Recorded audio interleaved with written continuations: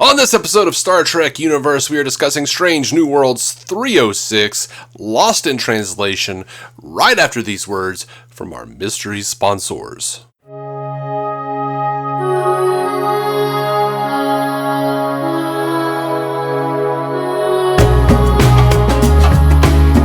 Welcome to Star Trek Universe, the podcast where you get to listen on two lifelong friends sit and chat about the old wagon train to the stars. My name is Matthew Carroll. I'm David C. Robertson. I wasn't expecting that. I never expect you to pull out some old piece of trivia like that. All right, well, yeah. It's one of my favorite things is trying to, because I never think of them ahead of time either. It's always just trying to surprise you. Yeah. And myself. So we're here to talk about this episode, Lost in Translation. I really enjoyed it. I thought Bill Murray put up a commanding performance. Son of a bitch, I was going to make the same joke.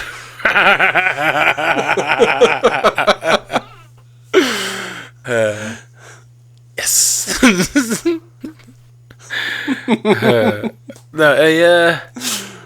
Overall, I feel like the main thrust of this episode is getting to see Kirk and Uhura together for the first time. Yeah. And then, of course, at the very end, just a little bit of Spock sitting at the table with him. Yeah. I thought that was nice because they could have easily. They're sprinkling Kirk in this season in such a weird way. Of course, I mean good old James T. Mm-hmm. That, he's gotten this weird relationship with La'an, who she knows him better than he knows her. Mm-hmm. Now he's close to Uhura, and he's just had these sort of distant, it's like all these characters are making connections with Kirk, but he's not even on the ship yet. Yeah. Pike has this weird alternate universe connection. Mm-hmm. Uhura now has this friendship with him.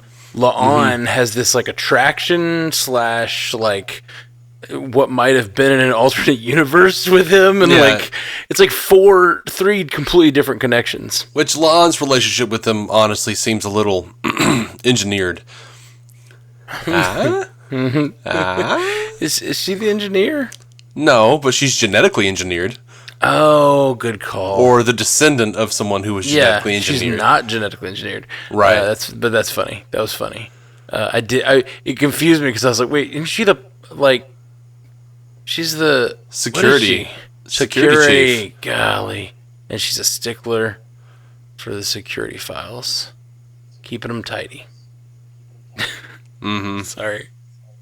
One of my favorite lines of the episode was, you're friends with Sam. I am not interested in being hit on right now. You're friends with Sam. That was very good. Very good timing and very well written and played. Yeah, I enjoyed that. And we're really starting to differentiate Sam from James a little bit. And really, is this the first time we've really gotten to know this universe's James Kirk? Yes. Yeah, because the other one was the alternate. We've met two alternate universe James T. Kirks. Yep. So they've established these relationships with three crew members, one of which isn't even in the original series, and one of which never meets Kirk. Well, I'm sorry, does meet Kirk after his accident, but we don't really get to see them interact a lot. Well, was you talking about Pike? Yeah. I just mean we don't get to see them interact a lot. Yeah, well, I went back because I always remember the line wrong. And I went back and I wrote it down verbatim in the menagerie when the admiral or whatever the hell he was says to Kirk, "You ever meet Chris Pike?" Kirk says, "I met him when he was promoted to fleet captain." Oh. That is all he said. What he doesn't say is, we also met several times after. Wait, so do we know that in the Prime timeline they met many times after? We don't. But importantly, he didn't say they didn't. Right. But they met when in this exact situation. That's neat. Yeah.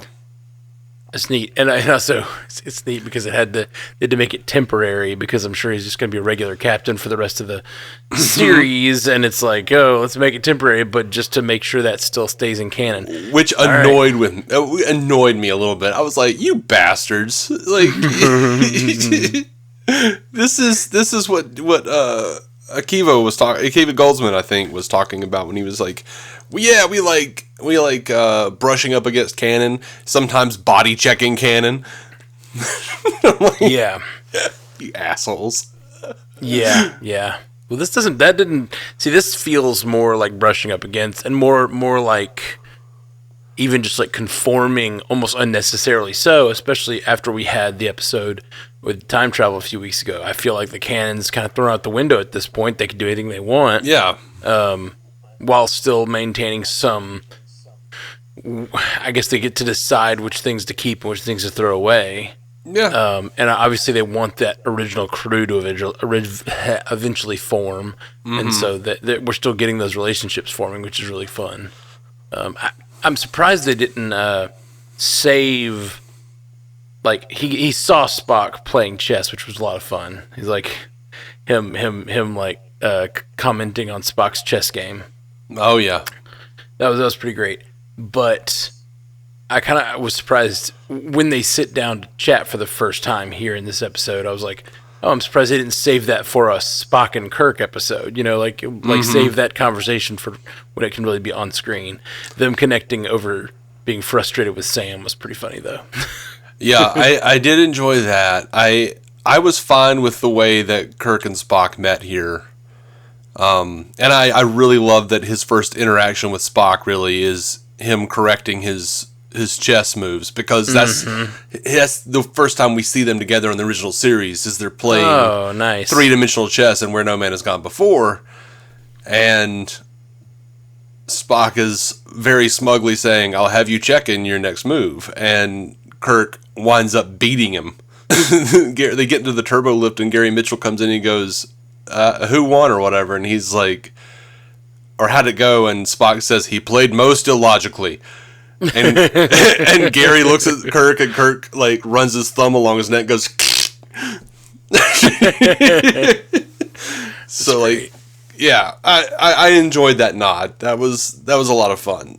It's really fun, and it's also fun that like when they finally do play, Kirk has a little bit of a leg up because he's watched him play before. You know what I mean? Like he's probably seen some of the flaws in his game from afar while watching him play here, which is kind of fun. Which one of the things I love about that is the fact that Kirk is the only person who ever beat Spock at chess, is that Kirk does play most illogically. Like Spock is very logical and Kirk thinks outside of the box. Mm-hmm. And I really enjoy that. Yeah, it's so informative to their relationship going forward, and how Spock is sort of like brought around to the idea that logic isn't the end of like choice making, basically. Right. Looks like he tells it's the beginning in a way. Yeah.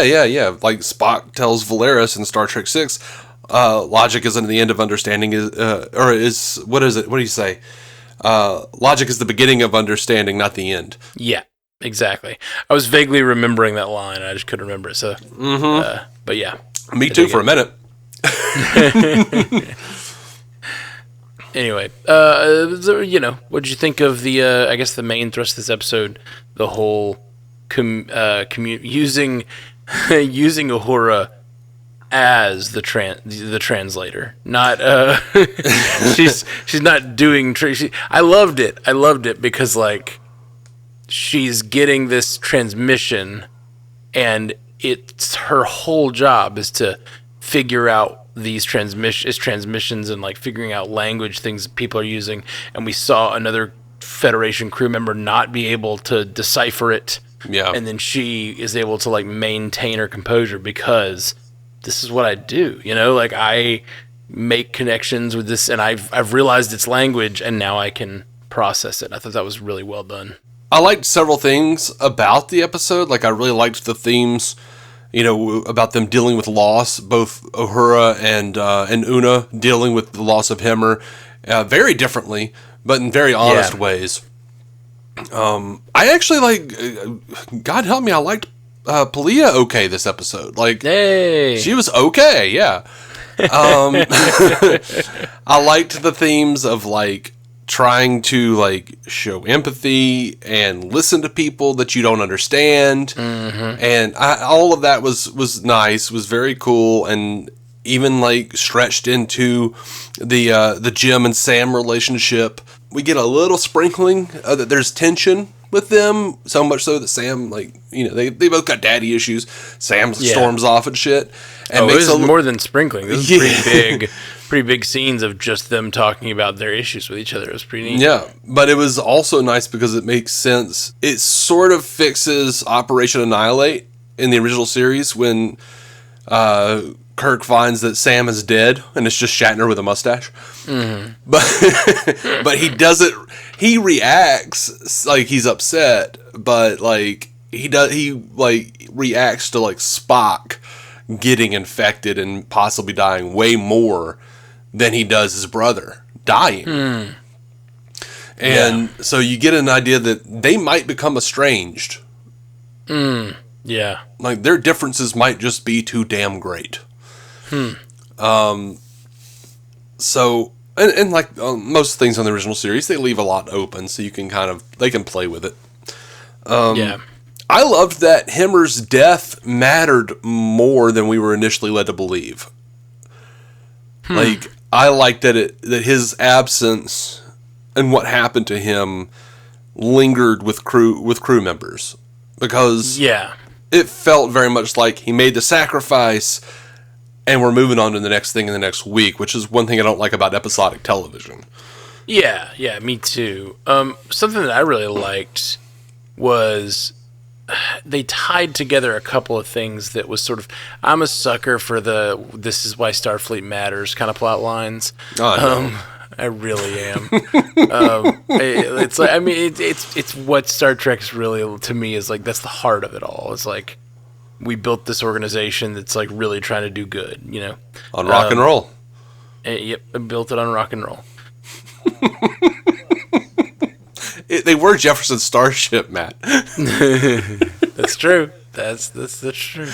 I really liked the connection between the conversation that Kirk has with La'an about how his father always chose to go be like there for other people instead of him. Mm-hmm. And that must mean that's so important. Yeah. And like that's how he justifies his whole life, and that's why he's chosen this life in a way, is because this must be important, And he's like, it is important, La'an tells him, I'm one of the people that was saved. Yeah. And then you turn that to the Uhura story, and he has that conversation with Uhura about, well, face death. Like, don't look away from it. Look at it. Look what you've lost.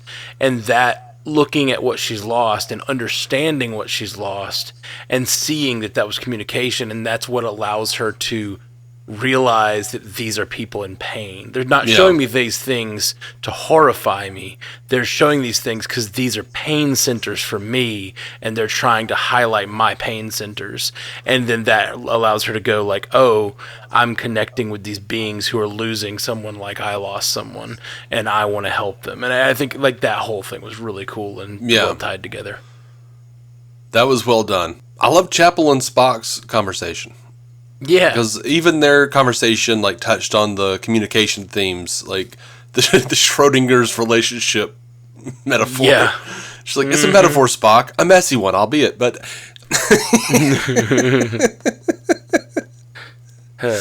let's take care of the cat, see what it grows to be. Stroke the pussy, Spock. Don't hurt the pussy. Stroke it. No comment. You liked it.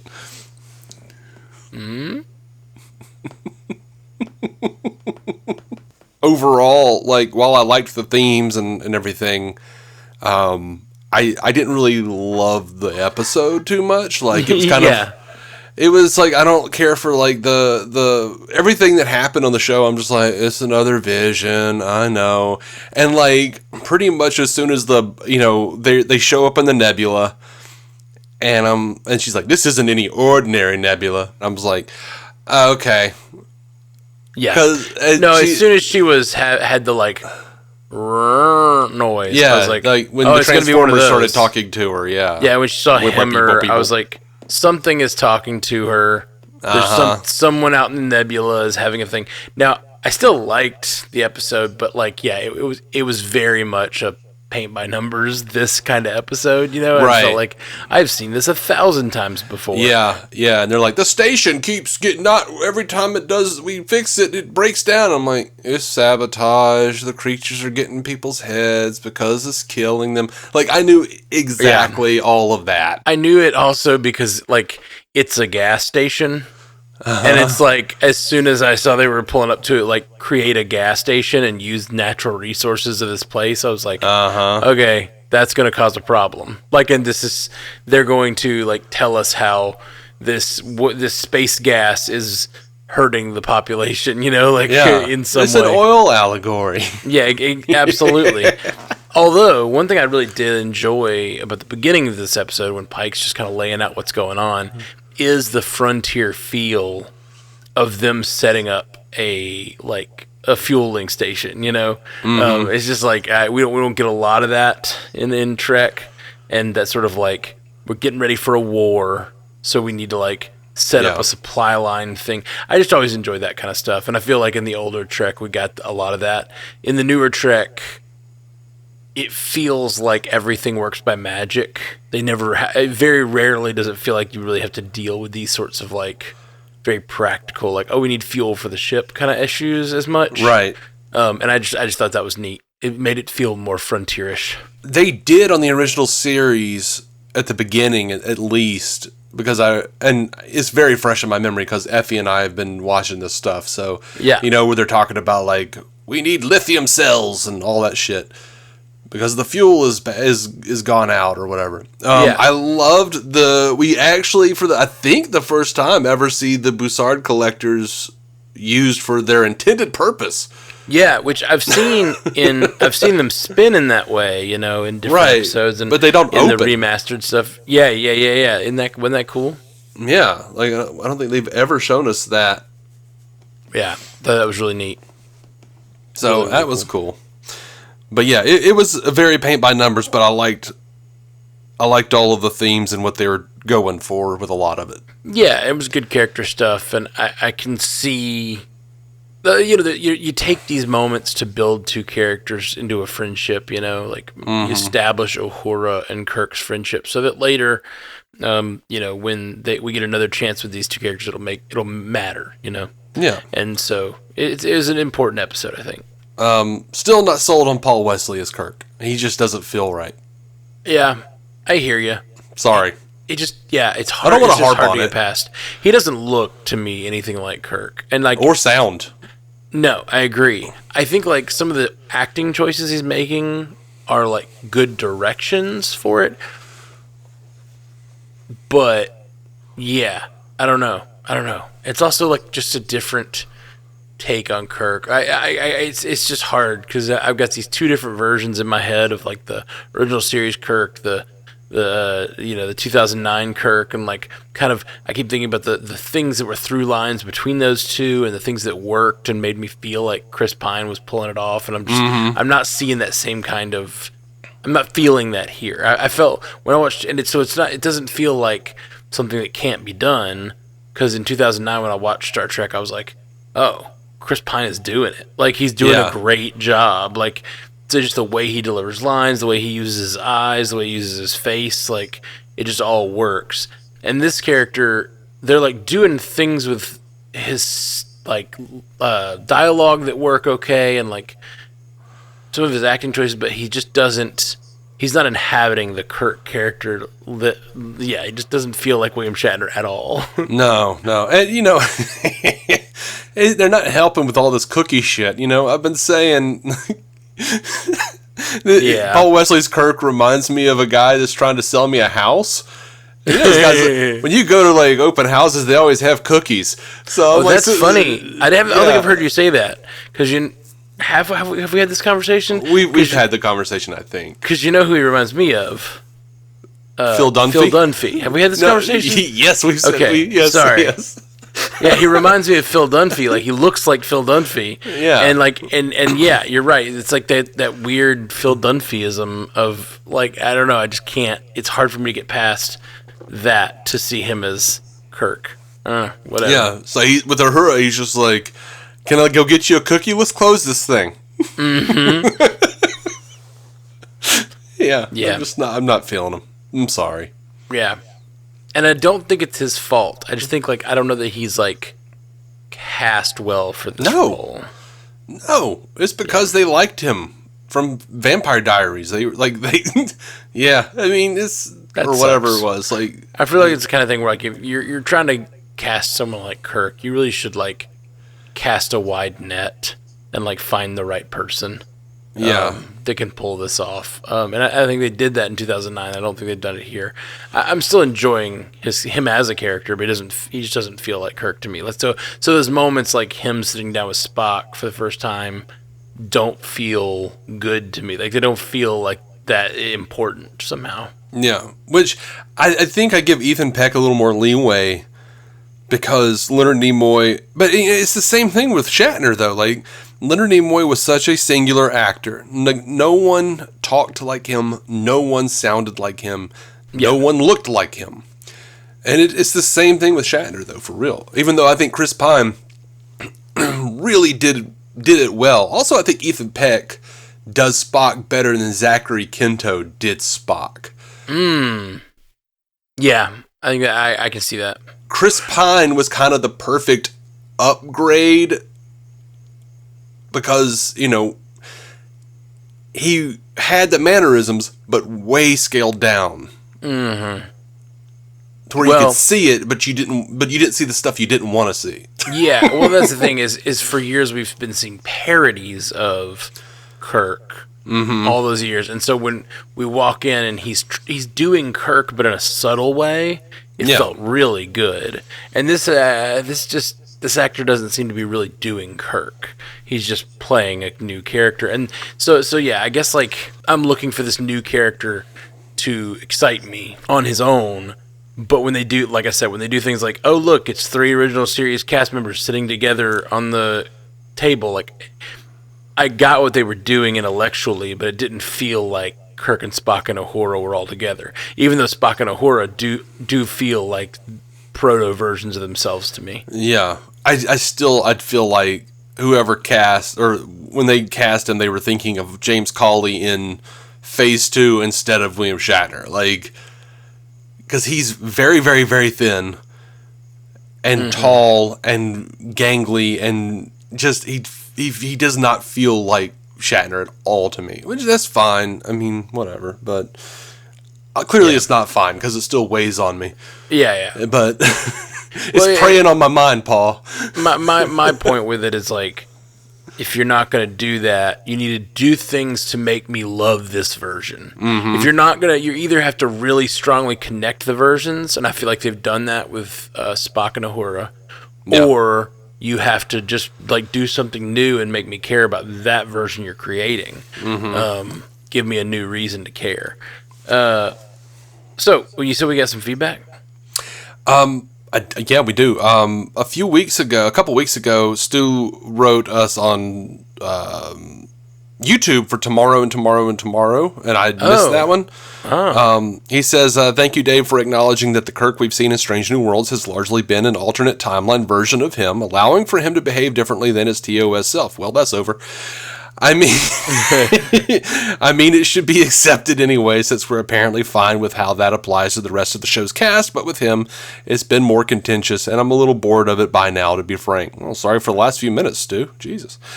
One thing, though,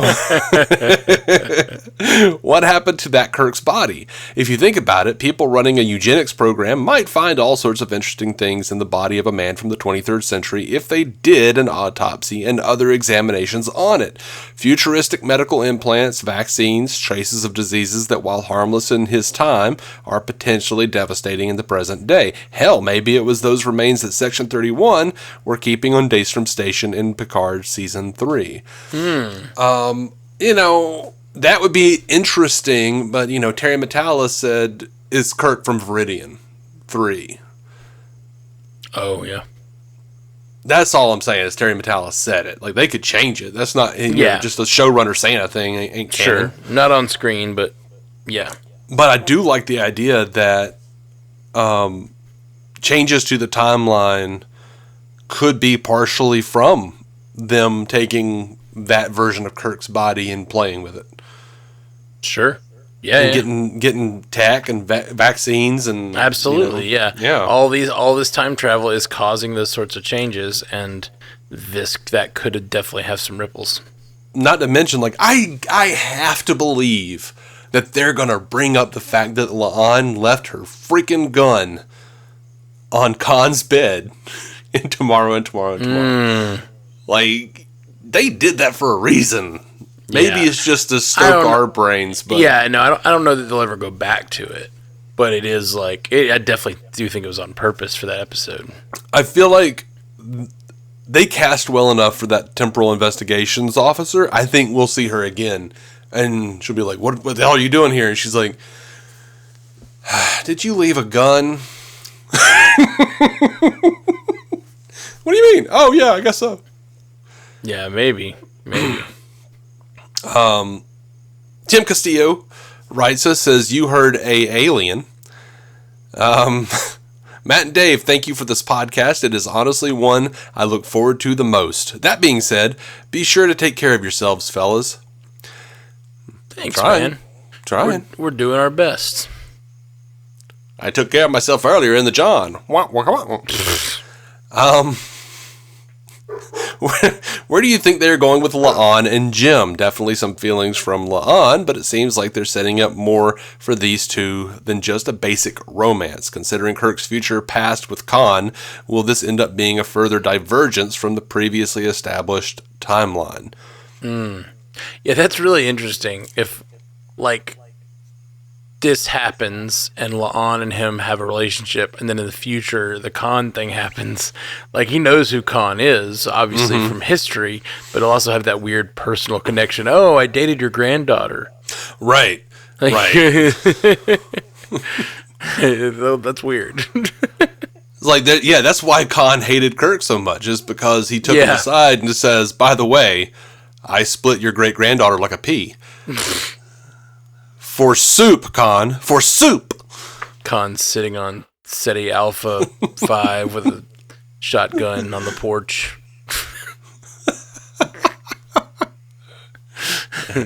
I would have made him marry her.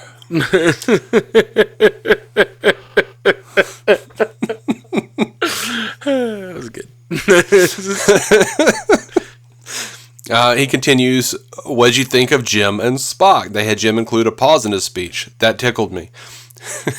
That tickled you. The one thing that he did that acted at all like Kirk ever? Yes. And I noticed it and chuckled and went, well, that's nice, I guess. Yeah. I do think there was a little bit more with this version of Kirk where they were really trying. They were trying to make this the version of Kirk, but yeah. Yeah. I'm in the same boat as you are. It's just I'm having a hard time seeing it. And I know as part of it's just I'm 40. I'm 39. Let's not age myself prematurely, but I've spent an inordinate amount of time with Shatner as Kirk. It's just hard to get through it. It's hard to get over that.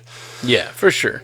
And the fact that I was able to so willingly with Chris Pine, because he did such an amazing job, really kind of spoiled me.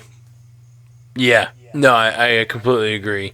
Like, he had such a hard task to perform, and he performed it at such a high level and pulled it off. I'm like, yeah, we're not going to get that every time these characters are recast, you know? Mm-mm. And I think, like, I think you're right about Ethan Peck pulling it off better than Zachary Quinto did, but I think we just had so much affection for Zachary Quinto after Siler.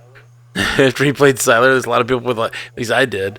I thought, this guy's like gonna be like a big geek actor going forward, and it just felt like good to have him in there. And I liked him as an actor, and I was just like, I like him. Yeah, sure, Spock. That seems good. He like looks enough like him. That seems like a good fit. But yeah. I think Ethan Peck's doing a better job with the characterization. Yeah. Tim says, did you also notice that the 2 crude deaths in this episode were given a bit more weight than usual? Just something that seemed notable to me considering how disposable crewmen often are in Trek. Hailing frequencies open, sir. Tim Castillo. Thank you, Tim. Thank you, Tim, and thank you for the kind words about the podcast. It really makes me smile. Tim writes in over on MCU Cast sometimes, and there's been a lot of running jokes on the MCU Cast lately, and on Multiverse News, that I just keep talking about Star Trek, like, in almost every episode for, like, one reason or another. It's been, like, a running joke, and, like, so many... it's like a joke that, like, we'll be doing the live stream, and we'll see the list of the viewers going down.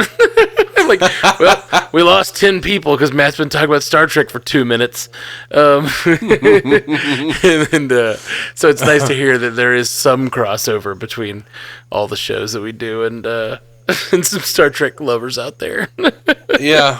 I do the same thing on DC on Screen. Like, I'll just start, like, rattle off a quote or something, and Jason's like, what's that from? And I'm like, oh, that's from Star Trek.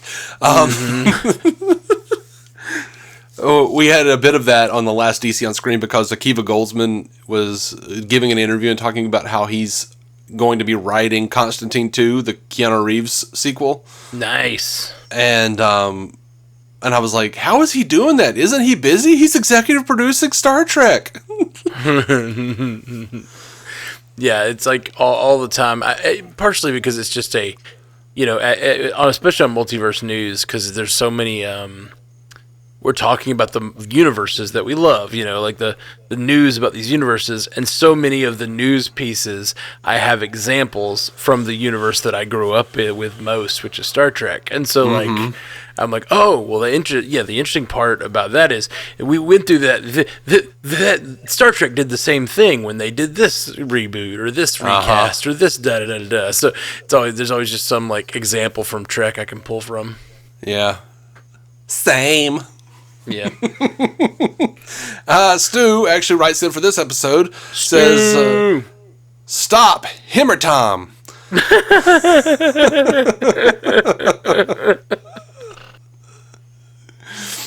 He says, hey, sorry for no email last week, guys. There was a massively important issue on my end. I certainly didn't write one, then accidentally email it to my address instead of the show's because they both start with ST. It's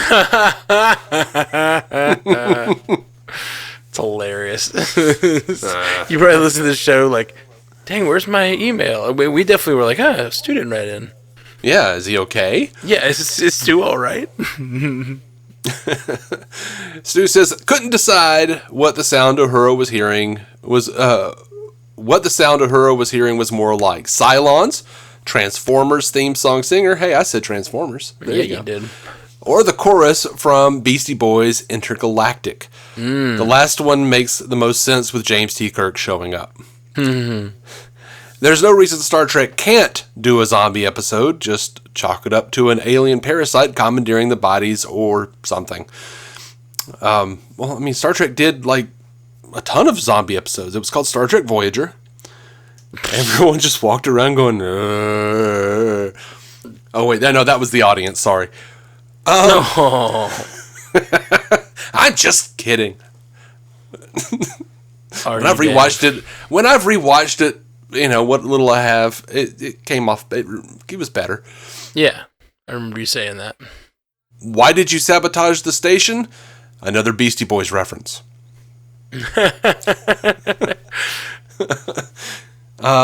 Don't they know the view screen on that bridge is supposed to be just a screen and not a window? That dream isn't canon.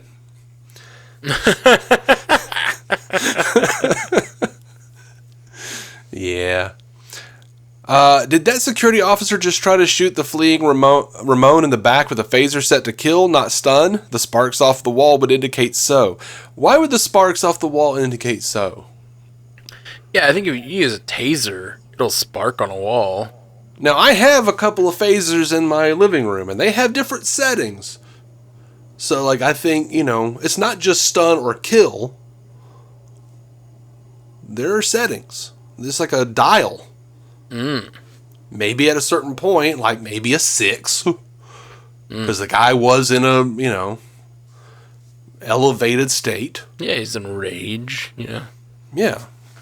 A lot of adrenaline. Yeah. You gotta calibrate that dial, man. You gotta calibrate your response. That's right. Appropriate force and all that.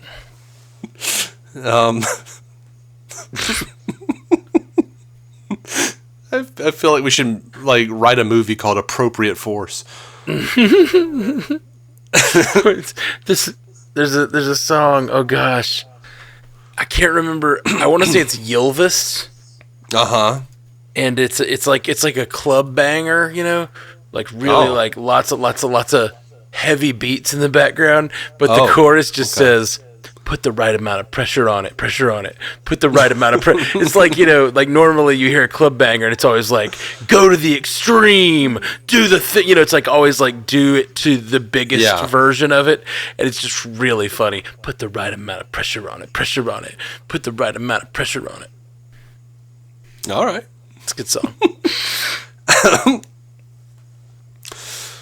Let's see. Do you think any of these tiny / other dimensional species that Starfleet encounters all the time ever actually join the Federation?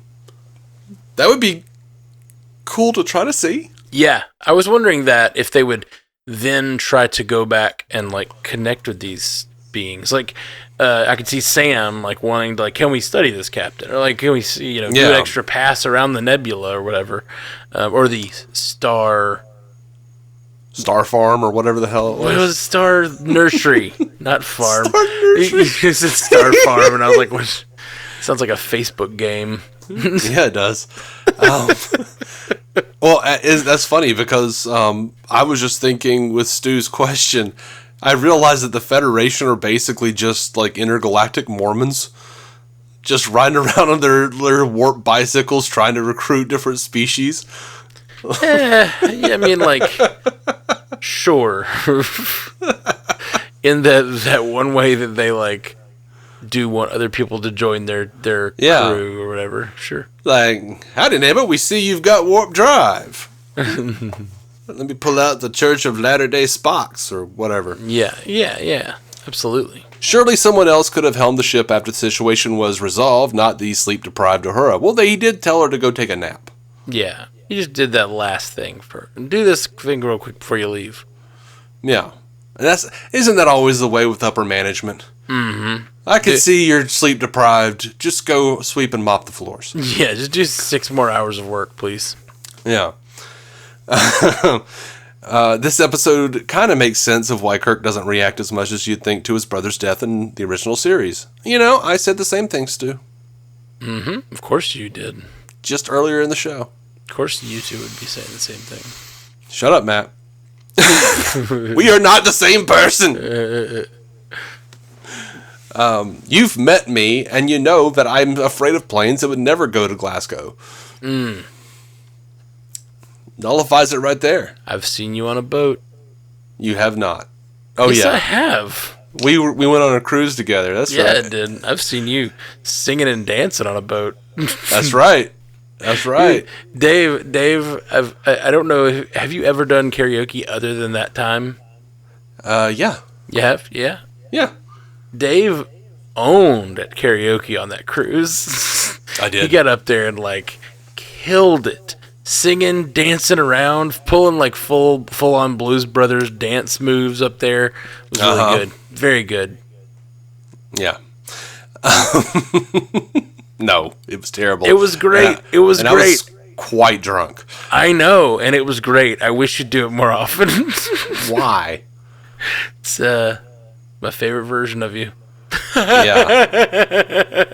You're like, yes, it's the version of Dave that makes me feel the best about myself. No, dude. Look at him fail on stage. Dude, I thought you were great. This is not a joke. This is the... I thought you were freaking awesome. I always tell people about that. You were great. Yeah, there's a reason you tell people about that. Because it was great. Oh, God. Stu continues, this episode was fine, though it felt a bit by the numbers with the encountering a new obtuse life form that doesn't convey its meaning so well plot. Maybe if they hadn't mentioned the Gorn proximity at the start, because I was kinda expecting that to be a focus of the story, especially with the references to their previous encounter with them. Focus on Uhura was nice, and I thought the Kirk addition was fun. Una and Pelia was fine, but it also felt a bit like padding. I'm glad the Chapel and Spock stuff was kept to a minimum, though, with all the focus it's been getting this season so far. Yeah, I liked the amount that Chapel and Spock were there. The Una and Pelia stuff was really great, like, because I liked that, that Una was like, you're sloppy! And that was like her stated reasoning, and then it turns out Pelia gave her like a C because her work was sloppy, and you're like, aha, there's a little bit of it. Yeah, you jerk. Yeah, and it's I really liked the you're like a space hippie. I really enjoyed that. And, I would have actually paid money if. It's Paramount Plus, so I guess I did. But I would have paid a little more money if when she called her a space hippie, if Pelia had just say, and you're a Herbert. A Herbert? Because of the space hippie episode in the original series, and if you're a square, you're a Herbert. Oh, okay. Yeah. Didn't remember that. Yeah, man. Charles Napier. Sweet. Classic awful episode. Gotta love those. Yep. Well, that's it. That's all of our feedback. Well, Stu hit on a couple of points that we like directly were talking about the exact, having the same feelings. Like he said, paint by numbers. This is the exact an episode we've seen many times. Lots of good relationship stuff happening, but overall, just kind of a normal Star Trek episode. Which, the good thing about Strange New Worlds is I really can't imagine myself just throwing this on. Like, or if I caught an episode on TV, just like, oh, I'll kick back and watch this. I do really like the way that they're going back. It feels like old Trek. It feels like a safe, like let's sit back and watch an episode of Star Trek kind of show instead of, the big overarching plots or whatever. I did, just like Stu, because they'd mentioned the Gorn, I was like on guard for like something Gornish to happen, or like this to be some sort of Gorn plot or something like this. This communication she was receiving or whatever. But Well, the episode wasn't called Gorn Hub, so I didn't expect anything with the Gorn. Really, that's how they communicate, through the Gorn Hub.